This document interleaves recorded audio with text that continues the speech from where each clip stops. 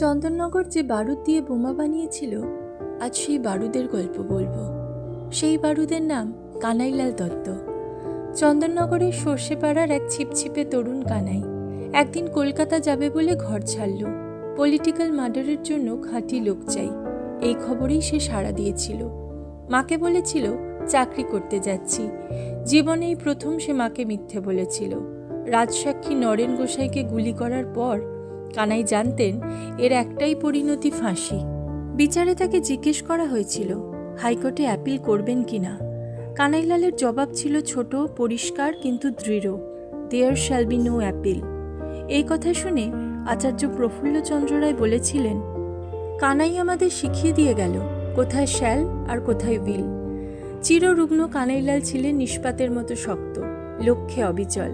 কানাই দেখেছিল বিপ্লবীদের সব অ্যাটেম্প্ট ভুল হচ্ছিল। কানাইলাল প্রথম পলিটিক্যাল মার্ডার সঠিক করে দেশের স্বাধীনতার অভিমুখকে সঠিক দিশা দেখালো। জেলে তাকে আশীর্বাদ করার সাহস দেখাননি শিবনাথ শাস্ত্রী। তিনি বলেছিলেন, বহু জন্ম তপস্যা করলে তবে কানাইকে কেউ আশীর্বাদ করতে পারে। ফাঁসির আগের দিন এক ওয়ার্ডার ব্যঙ্গ করে বলেছিল, আজ হাসছ, কাল সেই হাসি থাকবে না। কানাইলাল শুধু হেসেছিলেন।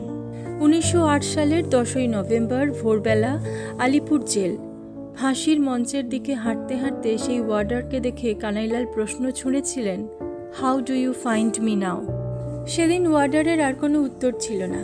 কানাইলাল বলেছিলেন, আমার মৃত্যুর পর শোক নয়, শোভাযাত্রা করো। আর তাই হয়েছিল। হাজার হাজার মানুষ জয় কানাই ধ্বনিতে আলিপুর থেকে কেওড়াতলা পর্যন্ত রাজপথ ভরিয়ে দিয়েছিল। সেই ভিড় এতটাই কাঁপিয়ে দিয়েছিল ব্রিটিশ সরকারকে যে এরপর থেকে নিয়ম করে দেওয়া হয় কোনো বিপ্লবী দেহ আর তার পরিবারের হাতে দেওয়া হবে না। আর আজ বিপ্লবী তীর্থ চন্দননগরের বোমার গল্পর এই পর্বে নিশ্চয়ই বুঝতে পারছেন আমি কোন বোমার কথা বলছি।